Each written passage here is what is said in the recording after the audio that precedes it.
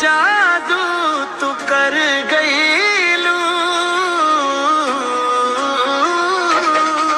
अरे हंस के जब तू देख लू हमके,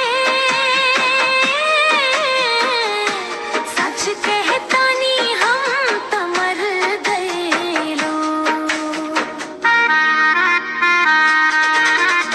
गली गली तोहरे चर्चा हो रहल बा,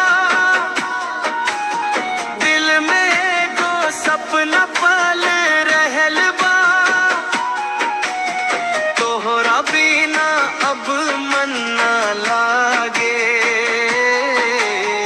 दिन बता कटे रात ना जागे। चूड़ी के छन छन पायल के झंकार,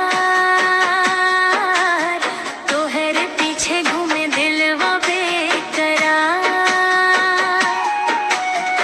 एक बेरा बोल दहा हो रानी,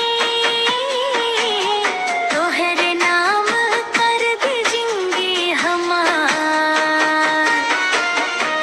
तोहरे मुस्की पे दिलवा ले गईलू, नयनवा से जादू तू कर गईलू। अरे हंस के जब तू देख लू हमके, सच कहता नी हम त मर गईलू।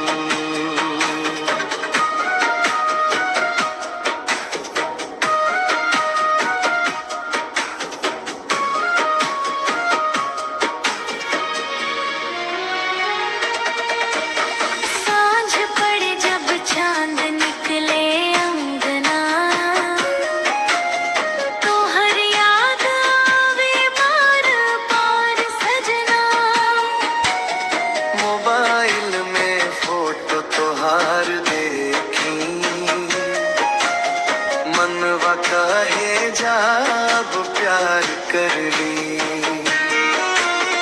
तोहरा संग चले के बाचार कदम,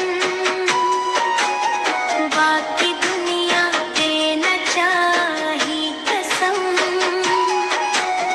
तू रही हाँ साथ बस इतने चाही,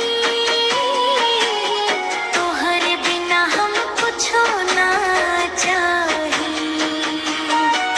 अरे धीरे धीरे दिल में उतर गईलू, बिना कुछ कहले सब कुछ कह गईलू।